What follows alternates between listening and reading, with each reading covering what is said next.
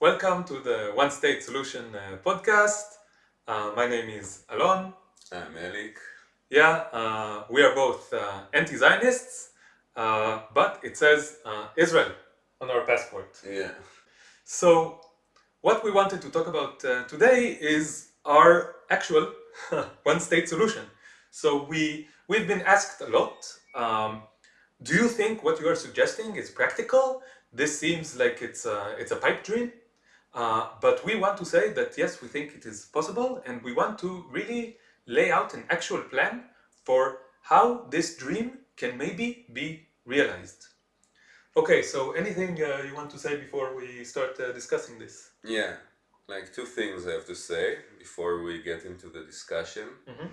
First, that it's just a beginning and it's a call for a discussion, and don't expect us now to have the full written plan with all the details. Yes, of course. And I think it's also open invitation to think about it together with us. It's not all the people in the world who connect to this idea, who curious about this idea, even if they have some doubts about it. Like, we invite you. Like, I think I cannot talk to a person that's like, no, it's impossible but if it makes you that you also feel that it's the right thing to have. Yeah. Yeah. Yeah. If you agree with us that this is a worthwhile dream, then we would like to discuss it with you. And the way in which we realize this dream is not the issue here. We just want one offer. I don't know. I've never seen like a detailed offer to get to a one state, an equal state. There are ideas. We need to research. Just yesterday, Yes, okay. a friend sent me a book about it. Like, Okay. and I know there are many people who put out this suggestion out there, and we need to research ourselves. But yes, but we still have our own ideas. Yeah. We will research this further in future episodes, but we still have our own ideas. We just want a suggestion to be out there so that it can start a discussion. And this discussion can be with anyone who agrees that this is a worthwhile dream. One state for all the inhabitants, all around 15 million inhabitants between the river and the sea, who are equal, with justice, with freedom, with cooperation, living harmoniously together. This is our dream. If you share this dream, we would like to have a true discussion with you about how to realize it. Okay, so anything else that you... Yeah, and again, like, I think it's gonna be a theme of every episode until, like, this genocide is coming to, like, will finish. Like, I also think it will finish only when we get to full reconciliation, but I say just this phase of this horrible phase. Yeah, because as we're speaking, we know that all the population of Gaza is concentrated, or at least most of it, in Rafah. In Rafah, yes. And it feels like kind of last stage of genocide, because I think I got many, like, from my friends, like close, like Zionist friends, like, to say, how you're so sure it's a genocide, why do you use this term? And I think we can really follow the phases, you push all of the population to one place. And we know from history that this is how it goes many times. It doesn't start with one blow. Like, first you're expelling people, you ethnically cleanse them, and then you concentrate them in one area that is declared a safe zone, but it's still being bombed as we speak. This so-called safe zone. I don't know what's safe about a zone where I can be bombed at any given moment. The word safety is ridiculous in this context. Yeah. And like, people who don't see through the lies at this point, I just don't know. It is really worrying. Really worrying. And it's a matter, like, of... Yeah, and I think, like, we know from history the stages, the rhetoric that dehumanize people, we saw it happens here. There's a wish to get rid of the population by expulsion. This is what happened to Jews first. They were first like expelled, yeah, and concentrated. And before they wanted to exterminate them, they wanted to expel them, the Germans, to the Jews. And then when they, after they, kind of stuck all the population in one place, and they saw that other countries don't accept them, so they started exterminate them. I'm like, I don't know what's going to happen here, but I see this horrible similarity that scares me, and I think both of us like are in terror from what's going on. Yes, it is really, really terrifying. But there is no word that can describe the feeling of helplessness, of terror, of just like a sinking feeling of this is happening. I see it happening in front of my eyes, and I cannot do anything to stop it. And I can only imagine how it feels to be a Palestinian in Gaza right now. I can only imagine, and I don't think I can even imagine. Yeah. So I feel great shame about what is going on, supposedly in my name, but is not in my name. It is not in my name. It's not in our name. And yesterday I was in a demonstration against the genocide, and in front of us, like, we were holding signs like "Don't bomb Rafah" and "Stop the genocide." Yeah. So where was this demonstration? It was in Tel Aviv. It was organized by a group of very, very brave activists called like the Radical Bloc. The Radical Bloc. Yeah, I recommend everyone to follow what they do. Yes. Like, I'm part of the larger circle. I'm not in the core group. Not in the core. Yeah. Okay, yeah. But you joined many of their protests. Yeah. I also attended some, mainly in Kaplan. So there were protests against the government. The ones that we kind of said were not really were fake protests. So in those protests, those liberal protests, there was the Radical Bloc inside it. And when I went to these protests, because it was always something that I had to consider, do I even want to participate in such a fake protest? But when I went to these protests, I went to the Radical Bloc inside them, and they called to free Palestine every single time. And I love that. Yeah, they're principled, and they don't compromise their message. And actually, there's two things I wanted to share about the demonstrations that happened, if it's okay. Once there was a guy that was in front of us, like, who was holding Israeli flag and cursing us, and he didn't give up. Like, all through all of the demonstration, he was like with the flag, and he was like, "Fuck you, what is wrong with you? Are you bored?" And then he started saying, "I was serving in Gaza to fight to protect you, and this is what I get. I risk my life to protect you." They always say this, that they're protecting us, and they expect us to be grateful for protecting us. But this is the great lie of Zionism. Because I never asked to be protected in this way. I don't think it's protecting me. I think it's making my life, putting my life in even more danger, what you are doing. And I do not ask this. This is not in my name. I never ask this, and I'm not going to be grateful for you doing something supposedly for me, paternalistically, when I never asked for it, and when every time I am being asked, I say I do not want it, and even when I'm not asked, I say I do not want it. So please don't think that I will be grateful for it. Far from it. Yeah. Like, I don't know how to talk to a person like this.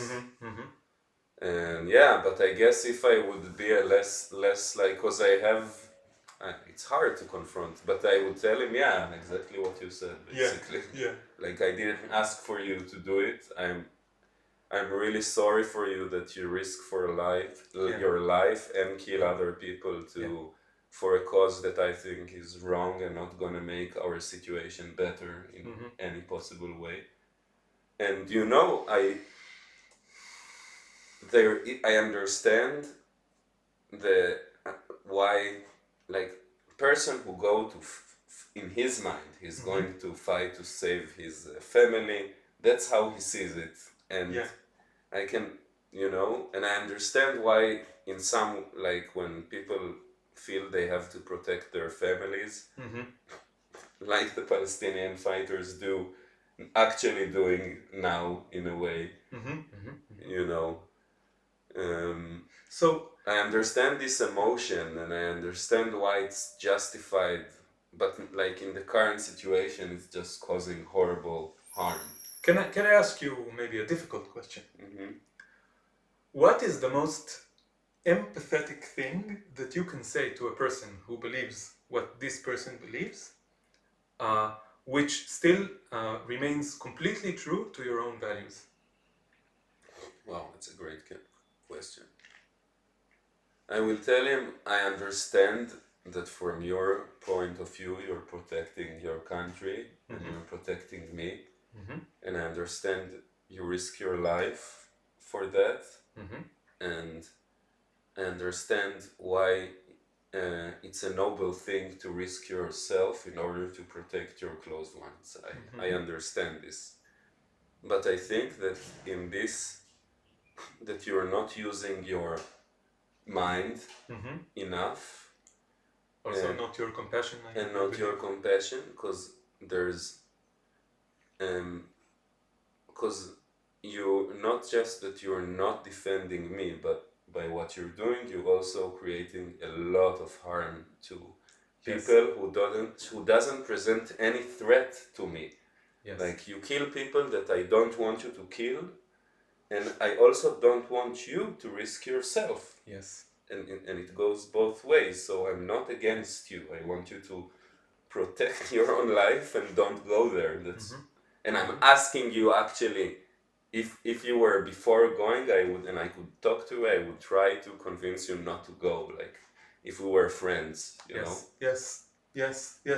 If I were friends with such a person, really weird situation, but let's say, yes, I would tell them, please, I am your friend, I am worried about you, please do not go and risk your life, please do not go and do this thing which will corrupt your soul and risk your life, please don't.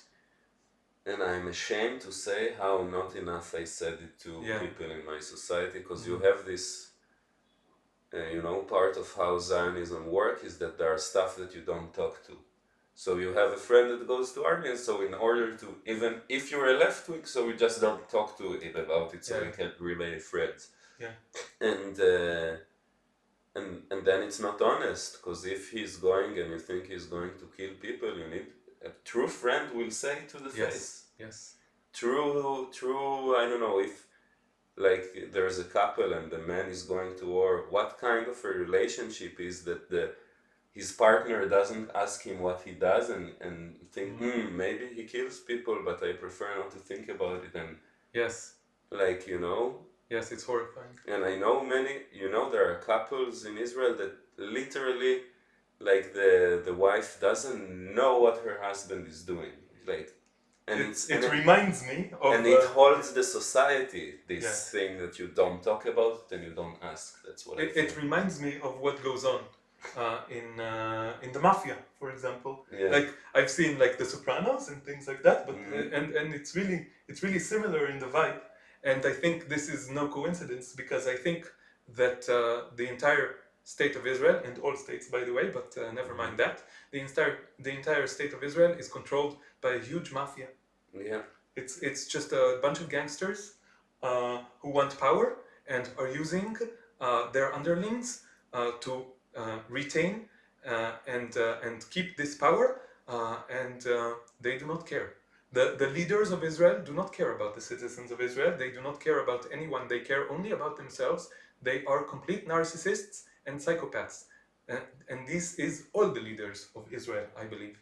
Yeah, I believe about leaders in general, but here it's like extreme. It's extreme. It's very extreme. And I think people who don't realize that after like the 7th of October and this genocide, and like, that they don't give a shit about the hostages. Yes, they don't give a shit about the hostages. Yeah, they're okay with just, there's this sentence of Rabbi Yaakov Shapiro, the anti-Zionist rabbi that I follow, and I started reading his book, The Empty Wagon. huge book, so I cannot, it's like... But maybe give us in 2 sentences what you got from this book. I just want to quote him. He says, Zionism burns Jews as fuel. It's a sentence. This is just a chilling metaphor, but I think it is very accurate. Yes. And it's a chilling metaphor for another reason that I will not say explicitly, because maybe it will ruffle some feathers. Okay. But I think maybe people will understand. Yes. So, you were telling experiences from the protest. Okay, and I think the second experience can bring us back to the discussion, the subject of the opening. Because we were a small group, it's always small group in Israel, and I feel the demonstrations gets more and more brave, in the anti-Zionist, pro-Palestine messages. Yes, like we are both being more and more brave and open in the way that we are discussing what is going on this podcast. I think that the radical leftists are becoming way more brave in the way that they are speaking. Yeah, and it's interesting and cool development. Yes. And there was like one girl who was holding the megaphone and she was screaming, and like we shout usually from the river to the sea, freedom and equality. Yes. Which give our message, but it doesn't sound like what the so threatening to Israel is, like Palestine will be free. Just to be honest here, it doesn't really matter what we say in these protests. They understand the message and they are against us, okay? Like violently against us sometimes, okay? So, like, I just want to give some context. I held up a sign that says, "In war there are no winners," in one of those protests, and I got cursed at many times, and like middle fingers and all this shit. And also we were beaten up by the police, and also there is a slight threat of violence from actual like civilians. There is. So just it doesn't really matter if we say something that is very provocative or not so provocative. Yeah. But there's still like these lines that you feel that here in Israel you cannot cross. It's like one step too far for the cult. Yeah, and then this girl, she was very like brave, and she started doing. We said, is this a Jewish girl or a Palestinian girl? Jewish girl. Jewish girl. Okay, cool. And she started from the river to the sea, and then she started to say, "Palestine will be free." And then you see, like I was shouting. Yeah. But then I see people around feeling like uncomfortable. Oh yeah. And then one guy that was old, who was holding a sign like "Stop the starvation," like he came to her and he said like, "Listen, it's too much for here now. Yeah. People, and like to people around here, it sounds like we're calling for their extinction, and we cannot shout. I understand that you mean democracy with equal rights and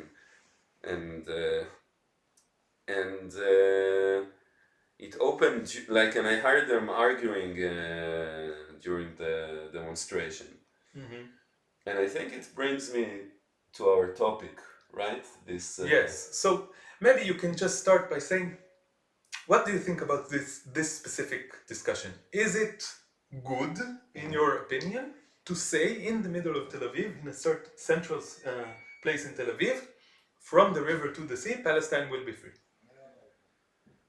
How?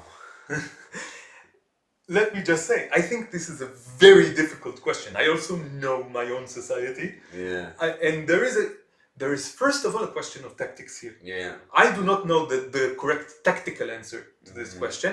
I don't even know the correct strategic question to this answer, even though I think in this...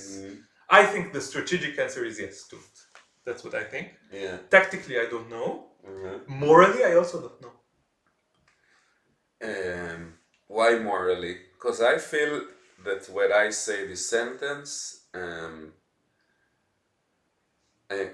that's it. This is where, I know that many people who say this sentence, for them it means the expulsion of the Jewish population, because they see all of this group as settlers who need to go back to their original countries. Yes. And there are people who shout this phrase that they believe in it, and they believe that it is part of the decolonization process, that it's inevitable, that it's moral, and that it's just, and that's the only way to solve the problem of Palestine. Okay. There are people like me, and I think other people around the world that still see themselves as pro-Palestinians, that still see themselves as pro-justice, that still call themselves anti-Zionist, but they are not for the expulsion of the Jewish population. Yeah. And they are for democracy with equal rights, with acknowledgement of all the crimes that have been done to the Palestinians all over. Yes, we must emphasize that justice must be present for peace to be present. Yes. Yes, you had a point about that you wanted to make, right? I had a point, yeah. And I thought about these terms of justice and peace. Yes. And I feel there kind of have a tension between them. Because if you take peace without justice, it's very easily becomes a tool for the oppressor to continue his oppression in other means. So this is the Zionist left. Yeah. And you saw how it was manifested on the ground, like, the Oslo and Camp David. It was all, at the end, tools to continue the ethnic cleansing, the oppression. And I think if you would talk to the average Palestinian, he will tell you Oslo was a disaster for them. Like, they felt the peace process as another weapon to make their jail even more locked, because Israel can say, they have the Palestinian authority, but this authority serves Israel as well. Yes. And because I think the Zionist movement always have this, they want to, it's the Oslo process and also the disengagement. Yes, the disengagement from Gaza. From Gaza, it's like, you want to say as if you stop the occupation and they are independent. Yes. Because then you have excuse to go more genocidal, more, because it's another state and they attacked us, and then and that we're not occupied them, but you continue to the occupation with other means, and you make the people even more vulnerable to your attacks. Yes. So we see this happening right before our eyes as we speak. Yeah, because what the Zionists don't get, that because Israel is actually still the occupier of Gaza, they are responsible for the life of Gazans just like they're responsible for the life of me and you. And they are acting irresponsibly with all our lives. Yeah. This is the problem here. That's the problem here. Yes. Yeah, but they're using our safety, their guarantee for safety. Our supposed safety, which relates to what this guy told you. Yeah. He's protecting you, right? This is the way that it is expressed in a particular way by one Zionist who told you he's protecting you. Okay, so maybe finish the point. So peace and justice. So the point is that peace without justice is a continuation of the oppression in other means. Yes, I had a quote that I wanted to read about that from MLK. Okay, so I got my phone. This is the quote from Martin Luther King. This is from the letter that he wrote when he was in Birmingham jail in August 1963. So this is the quote from this letter, that it is one of my favorite quotes by MLK and in general, okay? First, I must confess that over the past few years, I have been gravely disappointed with the white moderate. I have almost reached the regrettable conclusion that the black person's great stumbling block in his stride toward freedom is not the white citizen's counselor or the Ku Klux Klaner, but the white moderate, who is more devoted to order than to justice, who prefers a negative peace, which is the absence of tension, to positive peace, which is the presence of justice, who constantly says, I agree with you in the goal you seek, but I cannot agree with your methods of direct action, who paternalistically believes he can set the timetable for another man's freedom, who lives by a mythical concept of time and who constantly advises the black person to wait for a more convenient season. Shallow understanding from people of goodwill is more frustrating than absolute misunderstanding from people of ill will. Lukewarm acceptance is much more bewildering than outright rejection. And I think this really relates to your idea of peace without justice is not true peace. It is something that a liberal wants. And a liberal is just a kind of conservative. And I think this is what Martin Luther King is talking about here. It connects to our episode about the Zionist left. Yes, nothing left. Watch episode 2.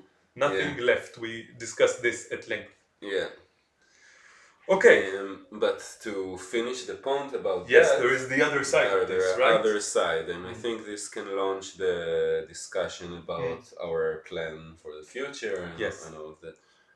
That there's also the part of demanding justice without peace. And I think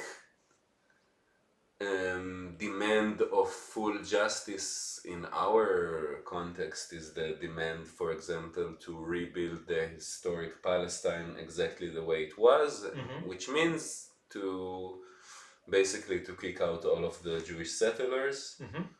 It doesn't matter that there are many generations that they are born here, and it means because you draw the conclusion from the total justice, which I still need to think about it, because I'm, as a person who started being anti-Zionist because I acknowledge the injustice in the root of this project that wants to, that the basic premise that it's okay to expel other people from their land because you want to build a Jewish majority state.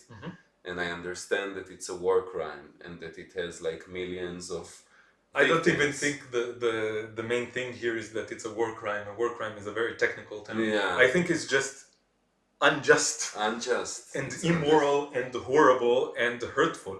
This is just what it is. Yeah, because we fully acknowledge, I think that's what makes us anti-Zionist, that it doesn't matter how urgent you think the Jewish state goal and how important it is, it could never justify ethnic cleansing. It could never be justified because it's a immoral thing to do. Yes. And so what we get a lot from people in the pro-Palestine movement, that okay, so the only way to fix this is that you guys leave because it's a stolen property and you recognize that it's immoral. So if you're consistent with your recognition, you need to take it all the way. Yeah. And this is where we want to discuss it as well. Yes. So I would like to say something about this. I acknowledge that this is a point that can be made. But I must say that I disagree with it. Okay? So I have some basic principles for how I perceive morality and justice. And for example, one basic principle is that if you can avoid harming people or other animals, then it is better to avoid it. This is, for example, the reason that I am vegan, because I can avoid harming cows, chickens, pigs, ducks, and so forth and so on. And so I avoid it. There is no real cost to it. And I think this is highly relevant to our situation, because we are now going to present some idea for how to solve this situation and make this a place where everybody can live together in freedom peace and justice. Mm-hmm. We believe that this is possible. Yes. And I think that if it is indeed possible, then choosing a so-called solution, which includes hurting people, which includes violence, is immoral, in my opinion, just because it doesn't meet this basic requirement for morality that I believe everybody should agree with. And if you don't agree with it, then I don't know what's going on with you. Like, if you don't agree that avoiding violence and avoiding harming people or other animals when this is unnecessary is wrong, then I don't know how we can continue this discussion. Yeah, I think it connects with also what we talked about this good and evil episode. Yes. That I think many people see now how the Israelis behave, and they see what happens in Gaza, and they lose their heart is like blocked to. They don't want to think about the and they're tired that while they're being bombed, Yes. they're being asked, so what about the Israelis? They're like, Yes. fuck you, Yes. stop bombing them, stop killing.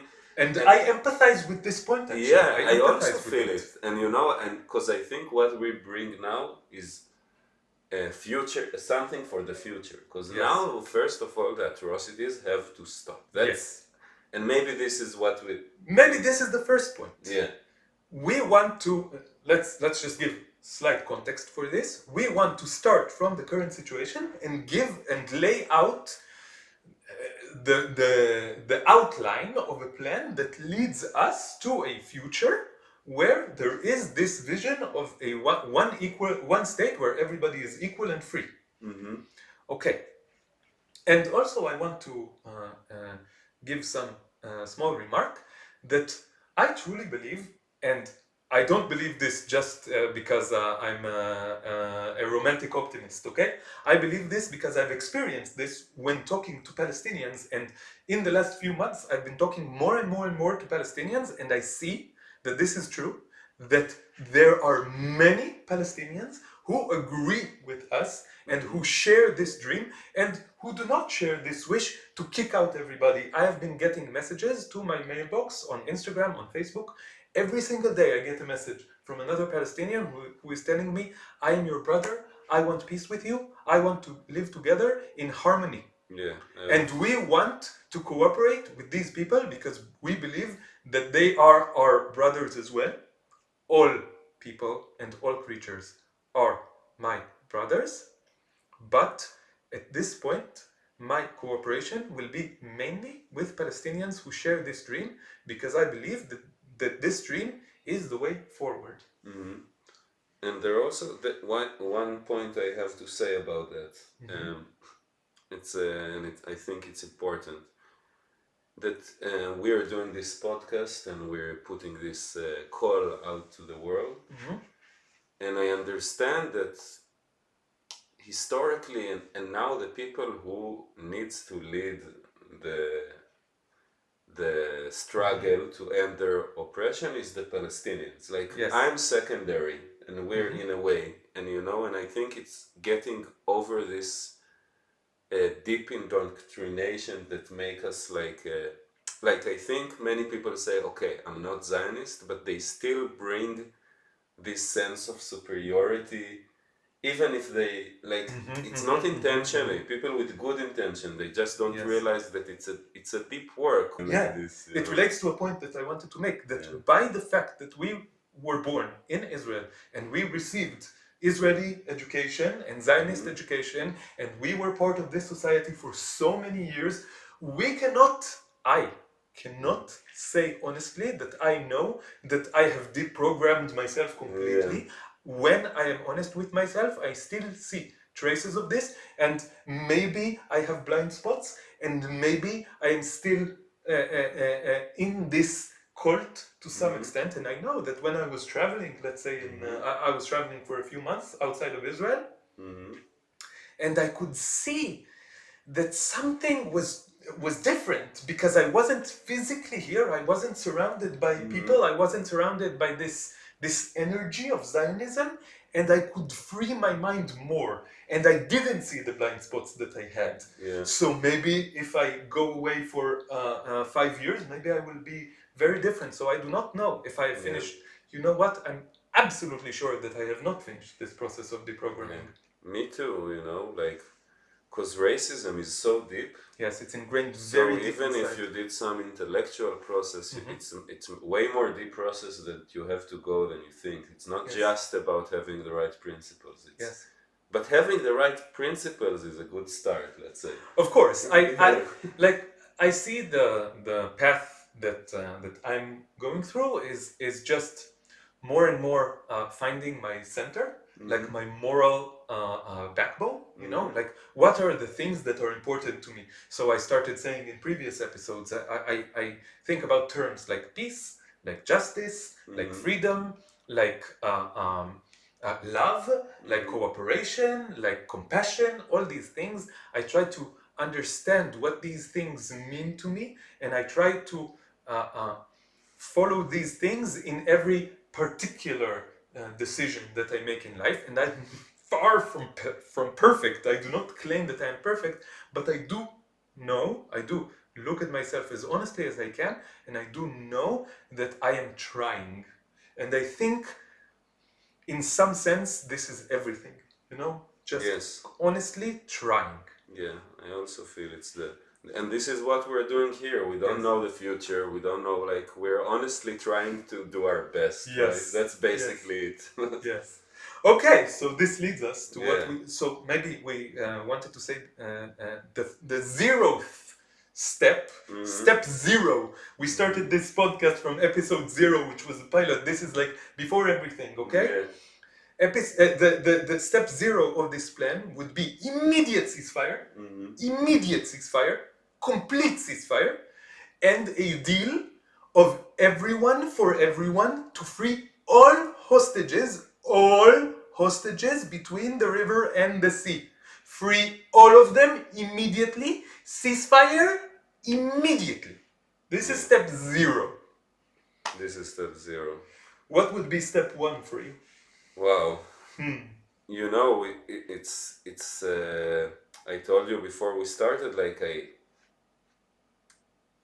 honestly, I feel that we're doing it and it's an ongoing process. It's not that I have already the list of...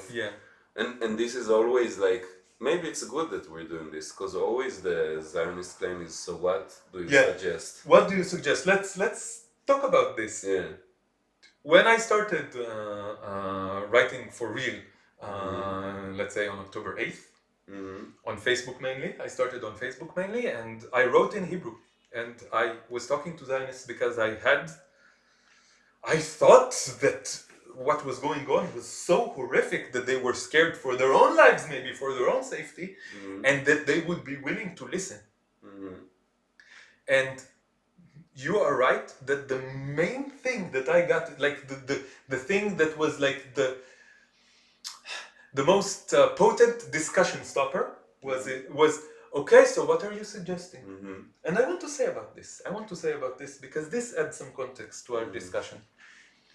This question is not coming from an intellectually honest place, because when they say what you are suggesting, they are making at least 2 horrible logical fallacies.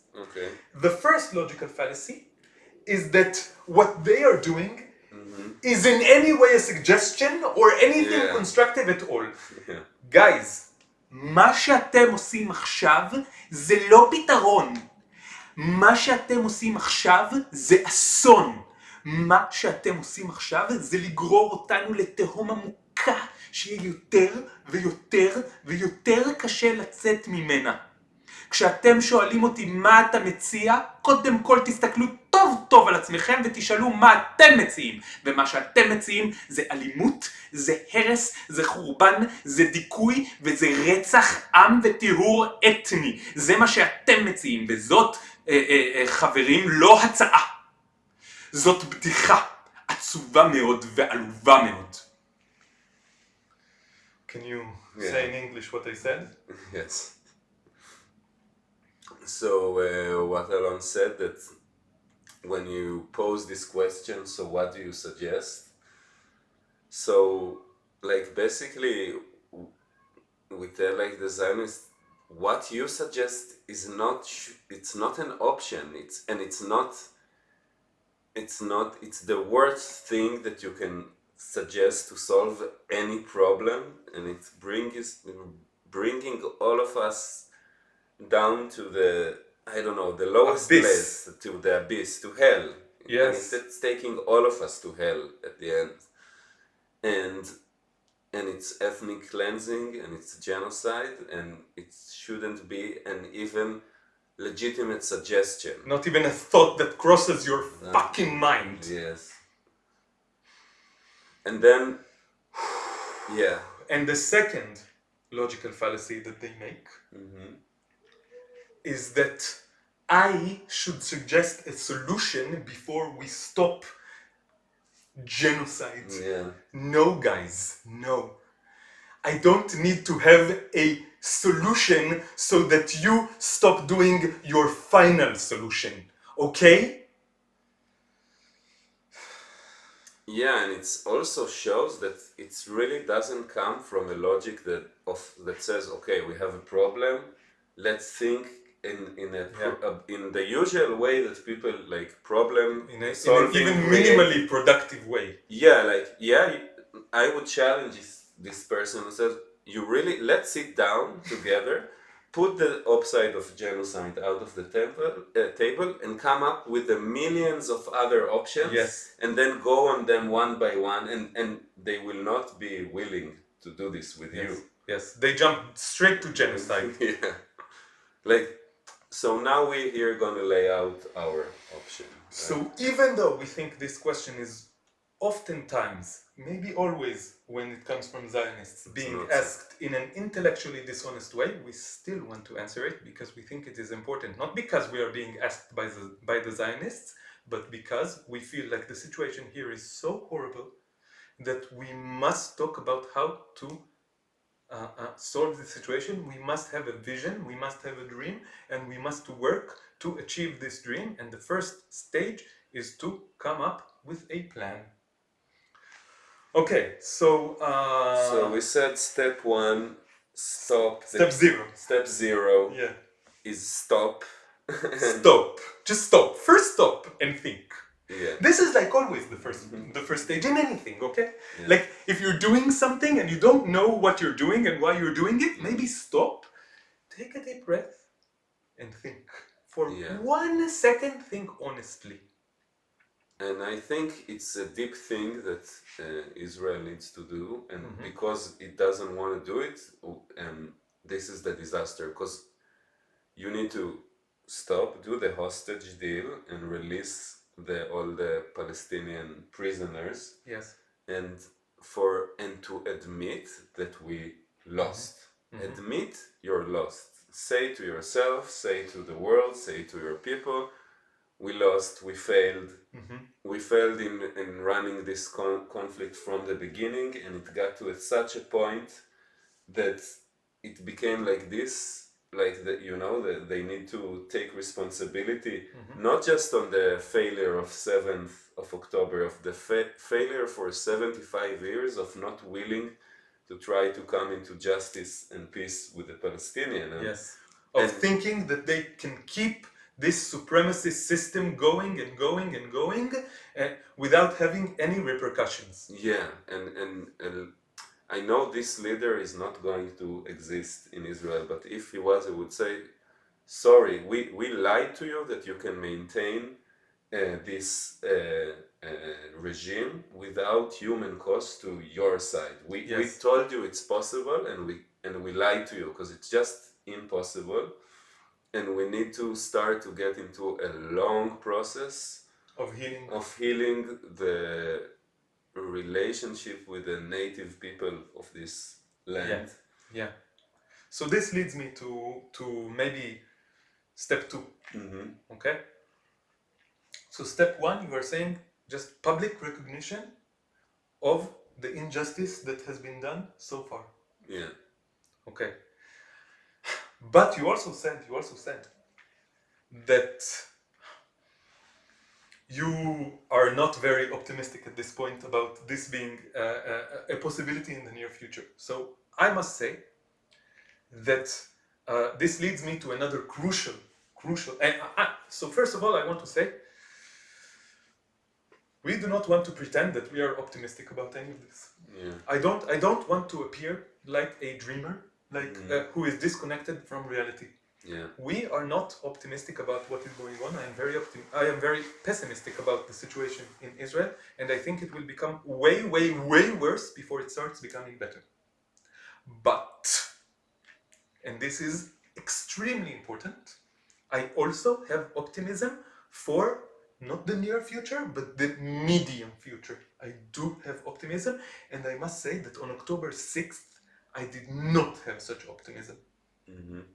But now things are happening all over the world Mm-hmm.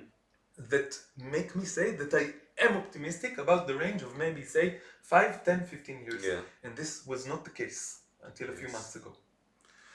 That's why you can say whatever you want about 7th of October. It did make the wheels of history, they changed something. It had, that's... I think that's just how things go in these kinds of situations of deep oppression. Yeah. The oppression becomes so deep that it just deterministically, we were talking about this, just deterministically creates a very violent response, and then this shock makes things start moving, and it does make them way worse before it starts becoming better. But I do think that at some point in the range of a few years it will become better, and we want to lay out a plan maybe even for then and not for now. Mm-hmm. But if we still take this challenge of starting from now, so I think I don't know how to begin to compensate like the Gazans of what have been done to them. Like like it has to be. Before we even talk about that, this is a difficult question. I want to say something a little bit more easy. Okay. It's still difficult, but maybe a little easier. I want to talk about the Zionist ideology and the fact that we must deconstruct it completely, must dismantle it completely.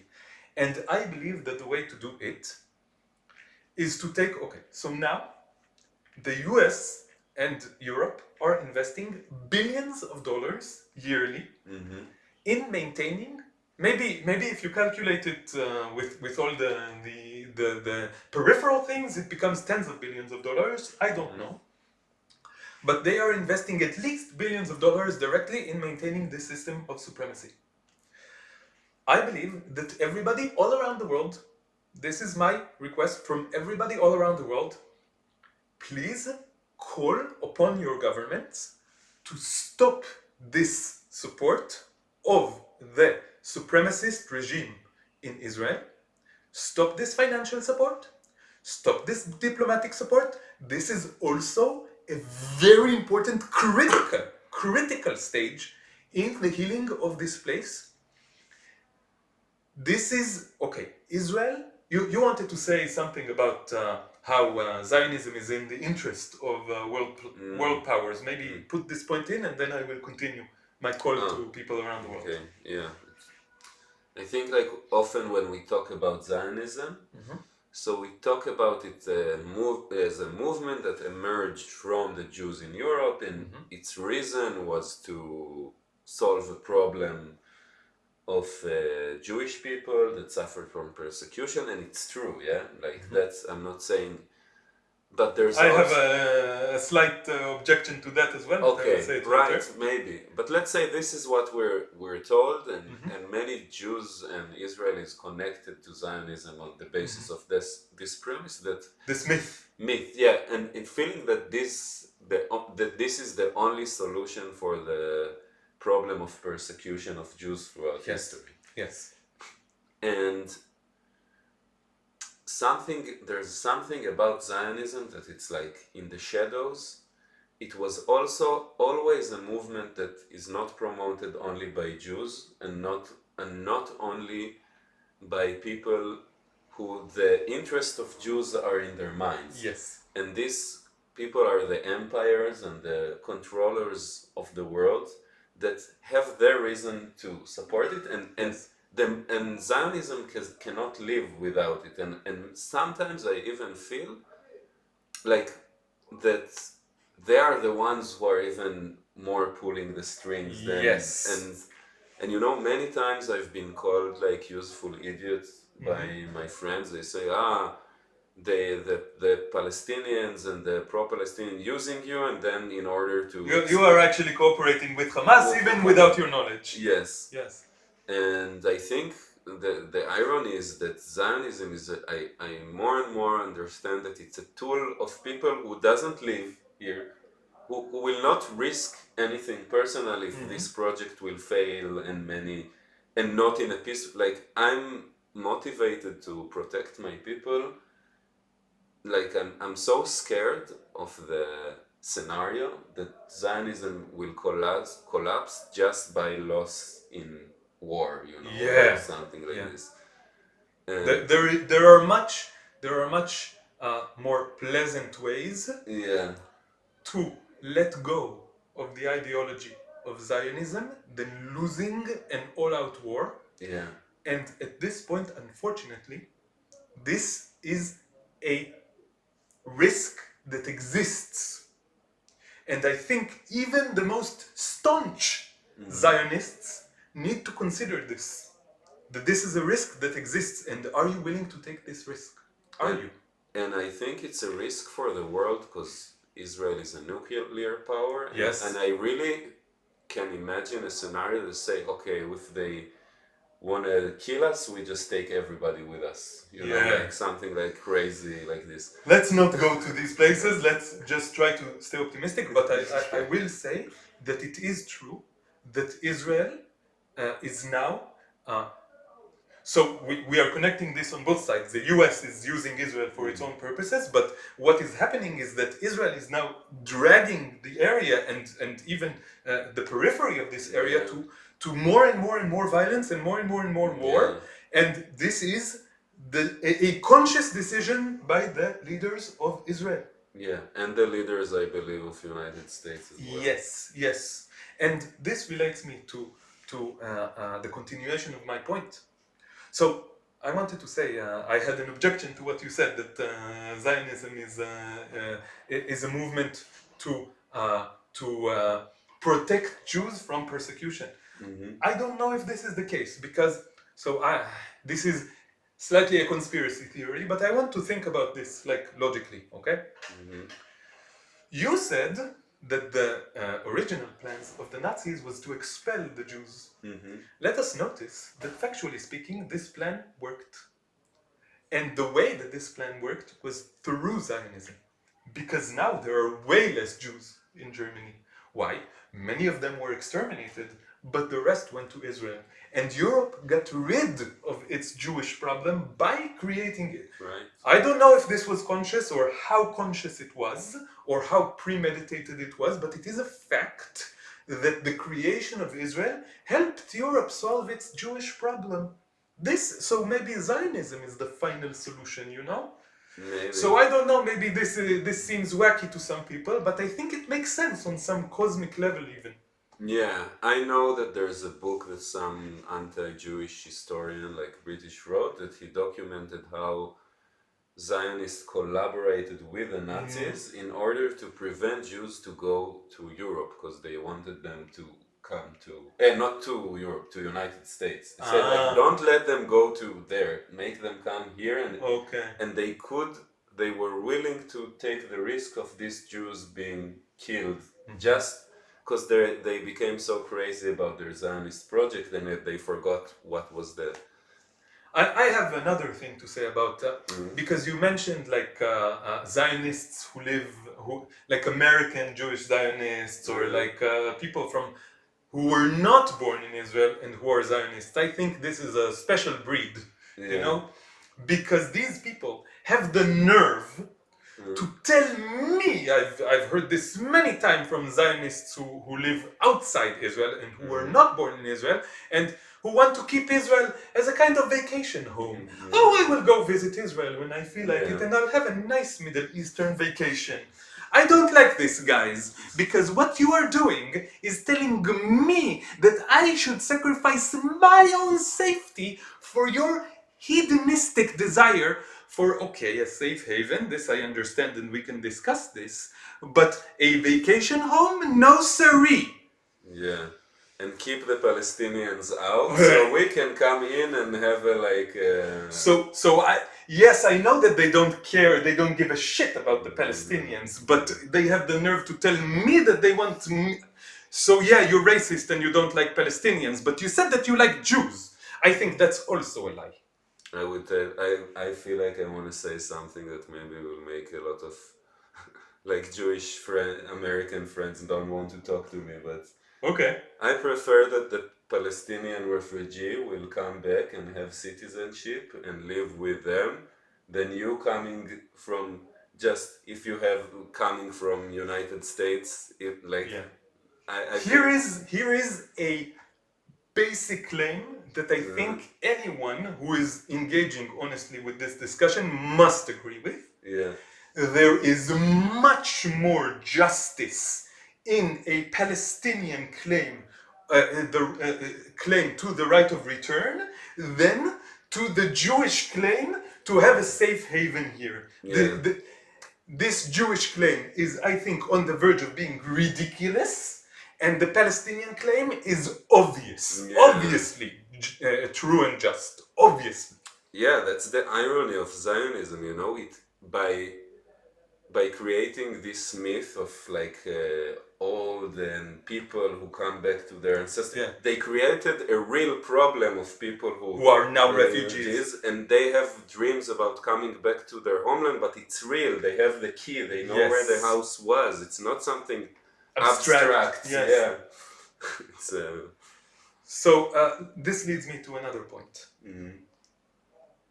That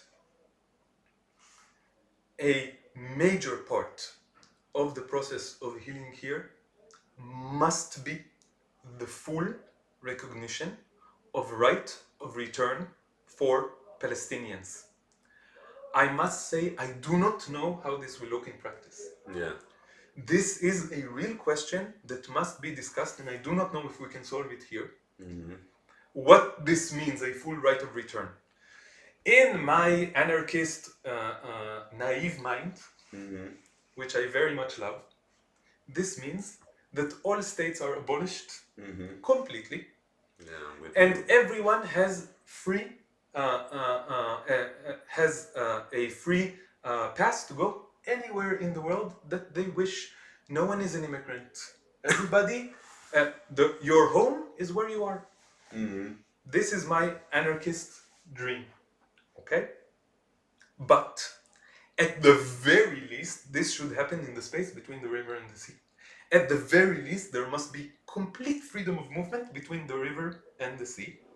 And also, redistribution of resources, because this is historic theft, and this is very much parallel to what is going on in the United States with black people who were disenfranchised of their possessions, of their workforce, and they must. I believe that the blacks in the United States, that black people in the United States must receive reparations for what has been stolen from them, and this is a parallel situation where I believe all Palestinians must receive full reparations for what have been stolen from them, period. And there's something I want to add.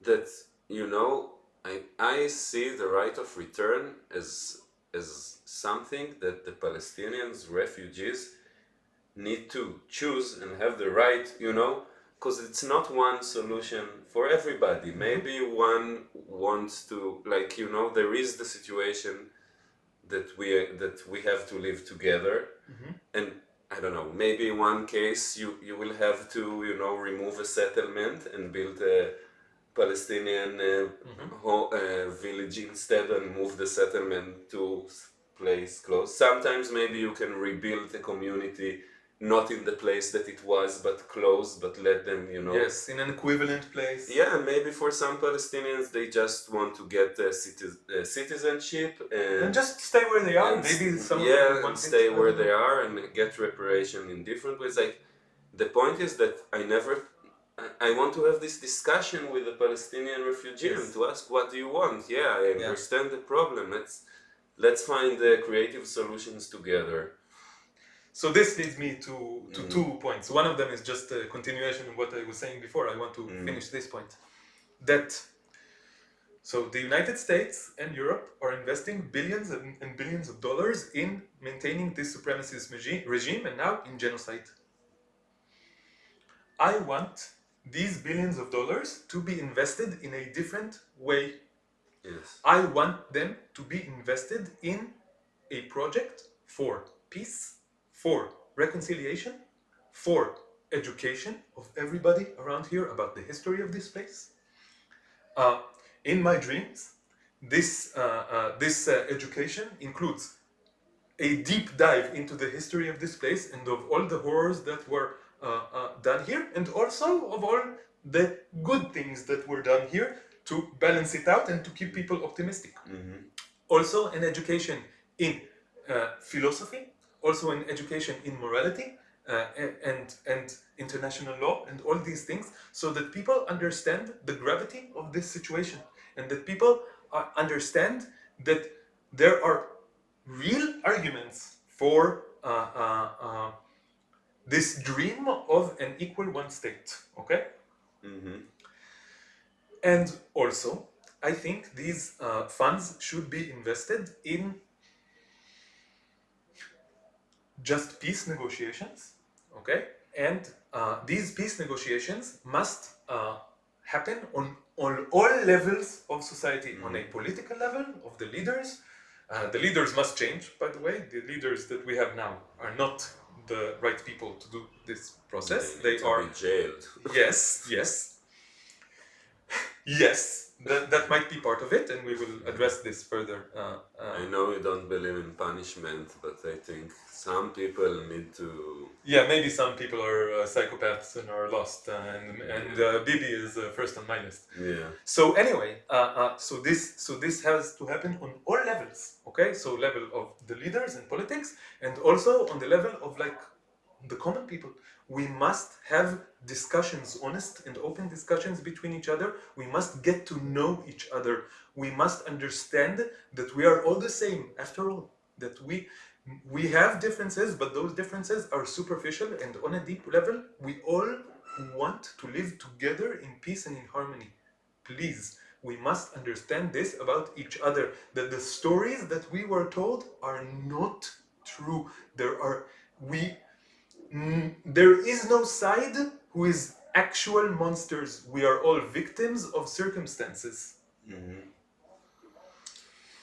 Yeah, and many people are now looking at the Israelis like monsters, and like we as ones who speak out, we meet this kind of, and yeah, and I don't know how to handle it. I can understand why.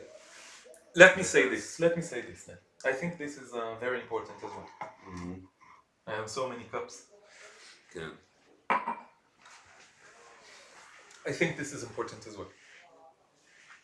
I have a basic belief that all people are fundamentally good, and that all evil comes from brainwashing, from indoctrination, from difficult circumstances, from trauma. And maybe this is not true for everyone. Maybe there are actual psychopaths. I do not know. But even if there are, I do not believe that this is more than a very small fraction of society. So, my fundamental belief is that everyone can change for the better. All they need is the right support. This is why, for example, I am against punishment as a form of justice. I think education and giving people a chance to be better corrective, uh, uh, um, the corrective approach is much more compassionate, much more effective, and much more just. Yeah, but that's nice for you to say no, but I think about Palestinians who now, being massacred, and you tell them, yeah, I don't want the people to. And part of the problem that the Palestinians are, and we are in this situation, is that people were allowed to do crimes and not suffer any, consequences for what they do, and they can kill and shoot people and don't even have a trial, so I know. I understand this wish to punish now and not to get the murderers go without. And it's tricky because I also understand how the revenge and the hatred can lead to this. I also felt the desire for revenge many times, including against Zionists. I know that what they are doing is psychotic and horrible, and I know that our sense of justice leads many people to believe that there must be some retribution. But I also know that this desire for revenge never felt good to me in any situation. I always felt small, and always when I acted in any capacity upon this desire for revenge, not in physical violence, but maybe in like trying to win an argument or anything like that, I always felt small, and it was always counterproductive. Always, 100% of the time, it was counterproductive. It is always better to come from a place of compassion. Always. Yes. Okay. So you talked before about how we need to do deprogramming. Yeah. I prefer to call it just education. Education, but it's a re-education. It's re-education that you have to kind of make people somehow give up an old belief and adopt a new one. I think all education basically consists of two stages. One stage is deconstructing what you think you know, and the second stage is learning what is actually true. And when I say education, I always speak about these two stages, the deconstruction and the reconstruction of something better. Yeah, and I wanted to say I have some difficulty with the concept of re-education, and first of all, I'm an anarchist. We talked about it, and I don't like the concept of re-education as a state program that try to take many people and try to make them believe something forcefully. Like I don't like it. And on the other hand, I understand that it's necessary in a way, but I also think the Zionist movement did just that, right? It took people from around the world with different cultures, and they put them under this in re-education. And they tried to create this new Jew. It's all the melting pot. The melting pot of Zionism. Yes. Yeah, the melting pot of. We talked about it on previous episode a bit. Yes. But we will elaborate more in the future. But this, like, Zionism did just that, because it's not a grassroots movement that like people had this identity and then said, oh, we share this stuff, let's form a country. It was like, let's take many people from many different cultures that share Judaism, but also have huge differences between them. Cultural differences. And they wanted to erase all of that. Yes. And create something. To forcefully erase it. Yeah. So when I hear this re-education and reprogramming, I have some antagonism to it. Yes. I am also an anarchist, and I also share this sense of like re-education. This worked out very bad in previous situations. Yeah. But I have an answer for this as well, I think. And this stems from my experience as an educator. So I spent over a decade teaching mathematics at university, private lessons, in all kinds of projects. And always or maybe more and more as I progressed in my deepening of understanding of what education is, I came with the approach that education is something that I give to someone. It is not something that I force upon anyone. I am when I have certain knowledge and understanding about mathematics, for example, and I give this gift of knowledge and understanding to other people as well, and I share it with everyone else.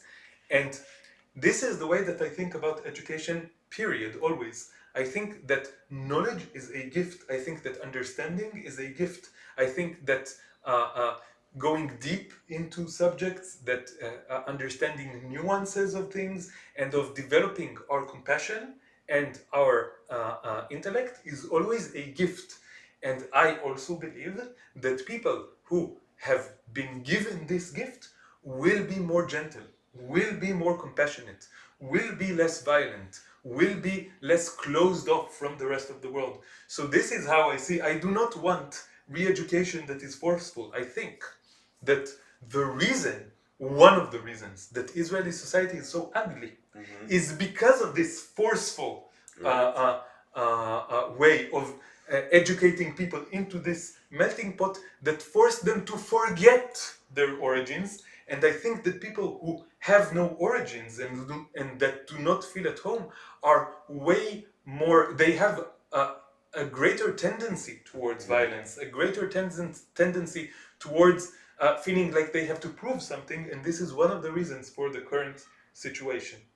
Yeah, that's why I also, I don't know how it's going to happen, but I dream about change that is not just imposed by the state, but it's also grassroots, and also that the peace and reconciliation problem will happen in many, many, many, many, many, many circles of society. It's a long many years project, and I don't know. Yeah. So this leads me to another point, which is that we touched on this a little bit earlier, but I want to say very explicitly that this is not a local problem. I think that what is going on in this area is uh, is in some sense a symptom of problems that are worldwide. This, for example, I think Zionism would not be possible if it weren't for patriarchy, if it weren't for imperialism, if it weren't for racism, if it weren't for Western supremacy, if it weren't for white supremacy, if it weren't for economic interests, and so forth and so on. And in this sense, I think this also can lead us to thinking about Zionists as victims of circumstances, and I think this is very important in understanding this. I know that this may be hard for people to hear, but I do think of Zionists as victims. I see the people I care about being behaving in ways that do not suit them, which do not come from respect and understanding, and this hurts me very much to see it because I know that they are good people and I know that they have been indoctrinated into this thinking. My point is that this is a worldwide problem, and I believe that what we are doing locally must connect with solutions on a much wider level. And as you say, this must come also from the ground up. Yeah. Grassroots movements is very important in this process. I agree. Yeah.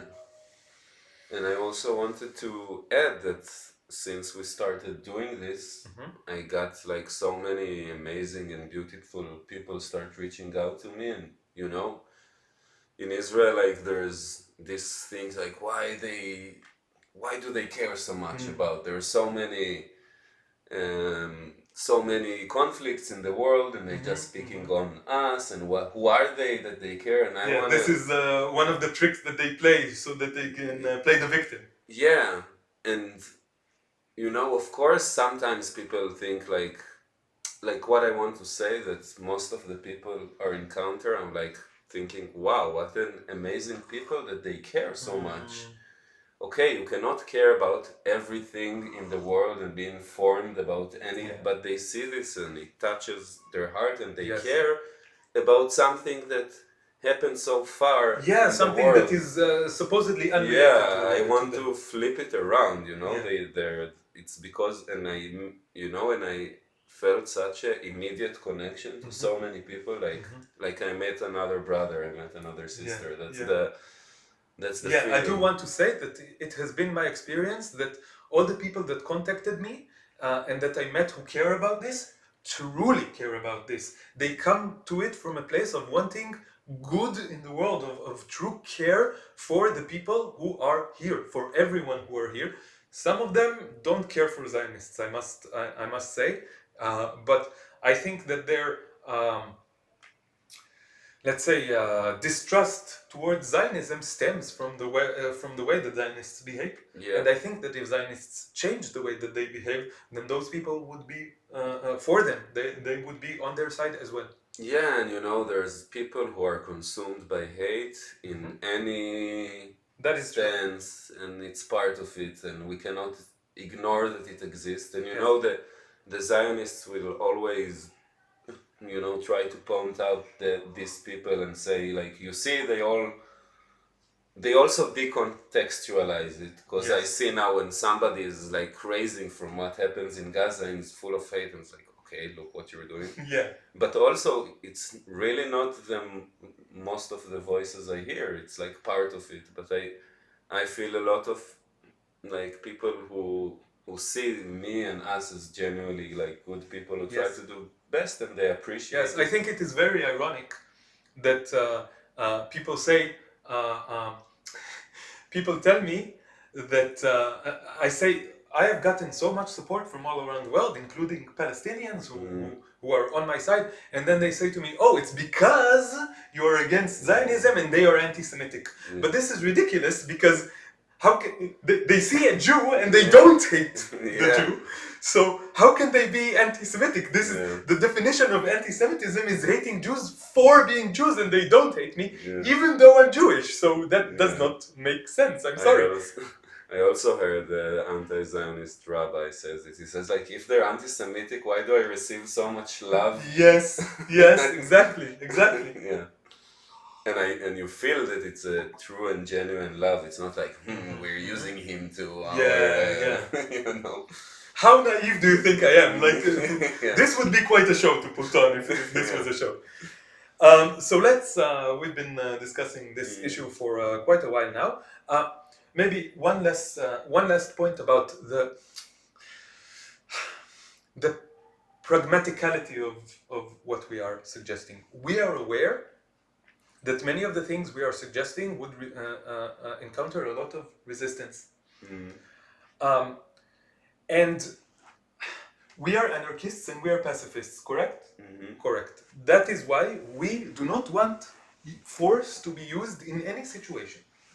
But, and I say this very painfully, if we arrive at the conclusion that this needs to be done in a way we will describe later that is somewhat incongruent with being a pacifist and an anarchist, then this is also an option. So, for example, if we see that the way forward is to dismantle. Okay, so first of all, as an anarchist and pacifist, I want all military forces in between the river and the sea to be dismantled completely, immediately, and all weapons to be destroyed immediately. This is what I want as an anarchist and pacifist. All weapons out. But maybe the situation is so tense that this would not happen easily. And if there needs to be an international force that keeps the peace here, maybe painfully I would agree to it, even as an anarchist and pacifist, because the situation is so dire here, because people are dying right now. Yeah, there's many things, like, because states are not going to disappear like that. And so many, we don't know how any of the things we are suggesting are going to come about, but it will involve probably, prime ministers and people need to sign agreements, and it will involve all this stuff that maybe. But I wish that, sometimes I think, okay, I don't know how this one state will come about. If it will be through for process that first gonna be two states, Yes. then, like, I don't This know. is also a very important question, Yeah. which we cannot touch at this moment, but we will touch on future episodes. Yeah. Do we support a two-state solution? Do we think there is even such a thing as a two-state solution? And maybe we think it is a necessary or productive step on the way to a one state. We will discuss this, but not on this episode. I want to add about the practicality of what we are suggesting.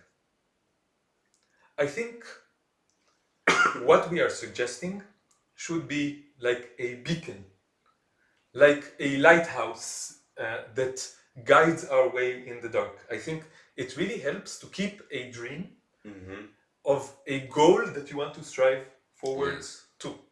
But at this point, I think the main thing is to reduce tension and to reduce violence as much as possible. And I do think that once you reduce tensions and once you reduce violence, things can grow that maybe you didn't even expect. And these things can be can lead to a better future even without laying out any plans. But I do think that keeping this dream alive allows you to reduce tensions because you have something, some hope. And what we are doing right now, I think, is part of this. I think this is why I love what we are doing so much. Because, if I may, I think that we are talking about the solution, but also in some sense we want to be creating the solution. We've been talking for a long time. Do you have some closing remarks? Yeah, many people here really are busy with who's gonna be the majority. Yeah. Who's gonna be, and they count like how much do you have, and the demographic struggle. Yes. And I really don't.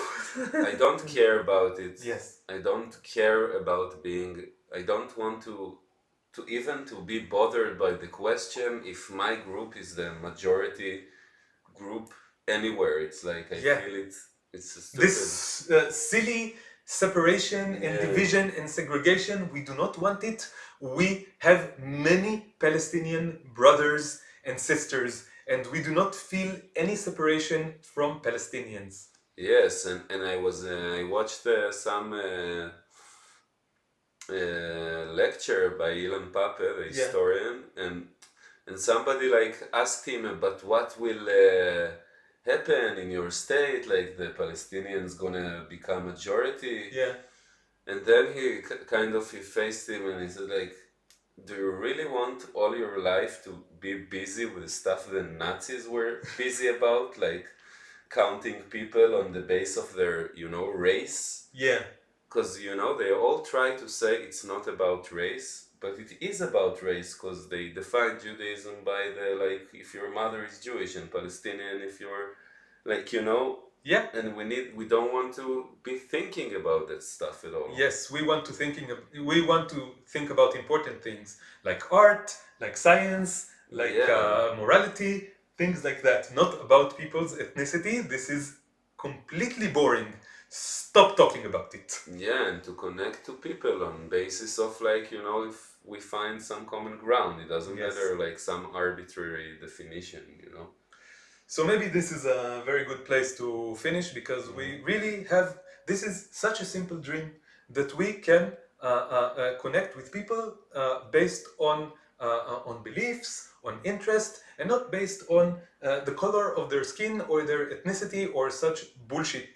Yeah, and if we don't connect, it's also fine. Like, I don't need to connect to any Palestinian in order to demand their rights for equality, But I believe it could be more than just live and let live. I believe it could be like real cooperation. I agree completely. So, thank you everybody for watching all the way through. If you made it this far, our deepest gratitude. And so, episode 4 of the One State Solution podcast. Thank you so much, Elik. Yeah, thank you. I'm really happy and appreciate you and, that we're doing this. Yeah, the feeling is completely mutual.